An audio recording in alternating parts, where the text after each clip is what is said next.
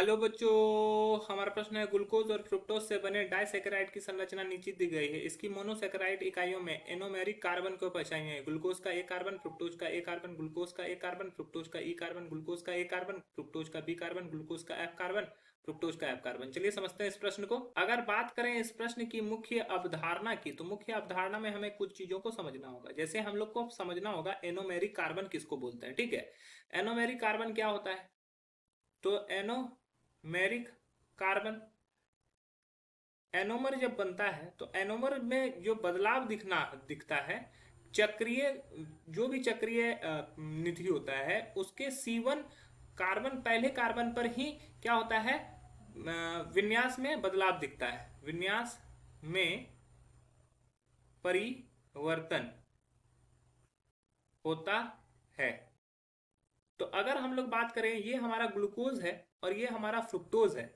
तो ग्लूकोज का जो फिगर होता है और फ्रुक्टोज का जो फिगर होता है उसको हम लोग अलग अलग देखते हैं। तो अगर ग्लूकोज की फिगर की बात करें तो ये हमारा O है, ये हमारा पे, यहाँ पे एक कार्बन होता है। ठीक है, फिर हमारा यहाँ से जुड़ा होता है, ये यहाँ से जुड़ा होता है, ये यहाँ से जुड़ा होता है, ये यहाँ से जुड़ा होता है। ठीक है, अब क्या है कि ये है OH, यहाँ पे जो हमारा जुड़ा होता है OH, यहाँ पे जो जुड़ा होता है वो हमारा होता है HOH, यहाँ पे जो जुड़ा होता है वो हमारा होता है HCH2OH, और यहाँ पे जो जुड़ा होता है वो हमारा होता है H और OH।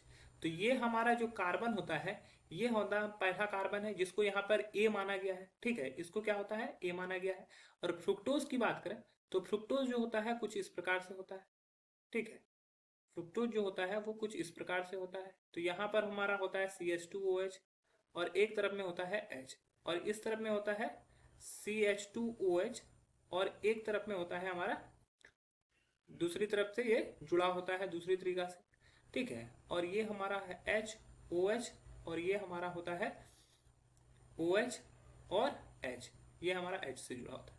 तो समझो कि जो बदलाव आएगा यहाँ से, ये जब जुड़ेंगे तो यहाँ से जल अपघटन जब होगा, ठीक है, तो कहाँ कहाँ बदलाव आएगा, एक इस कार्बन पे बदलाव आएगा और एक इस कार्बन पे बदलाव आएगा। इस कार्बन का क्या नाम दिया गया है, A, और इस कार्बन का यहाँ प्रश्न के अनुसार इसका नाम दिया गया है B।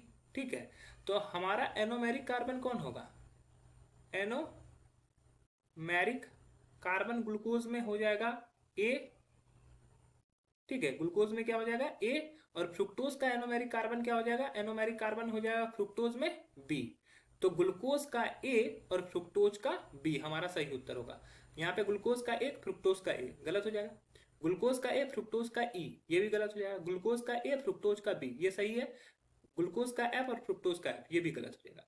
तो हमारा जो सही उत्तर है वो है ऑप्शन C। आशा है यह प्रश्न आपको समझ में आया होगा। धन्यवाद।